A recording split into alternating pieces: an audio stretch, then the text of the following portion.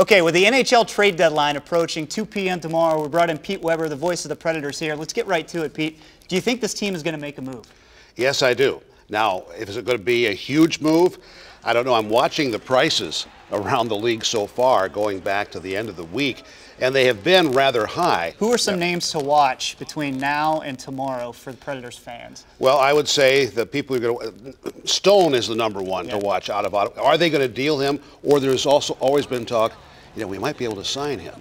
Wayne Simmonds from Philadelphia would be one. But really what is going to, I think, start the dominoes to fall is Mark Stone going to be dealt. Well, you see things that he'd only be a rental. Yes. Do you think David Poile would do that? Just take a guy in the short term, pay big money just to try to hit that window right now? I don't think he would make that expenditure.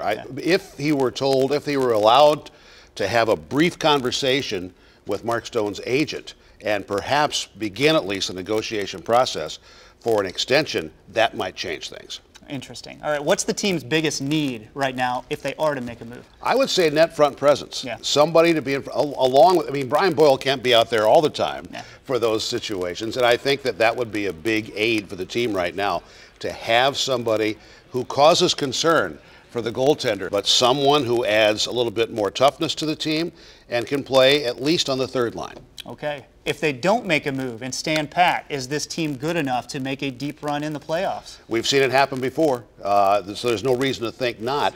But I think that it's going to be, we don't play in a vacuum. Yeah. So what does somebody else do?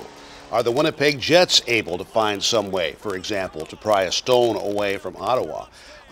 So that's all going to be, you have to see what the haves and the have-nots have done by the time the deadline hits tomorrow. Pete Weber, thanks so much, man. It'll be an interesting next few hours over the next day. Boy, should it ever. And it's the kind where you, now that we have Twitter, you're always looking what just popped up on the phone. That's right. Appreciate it, Pete.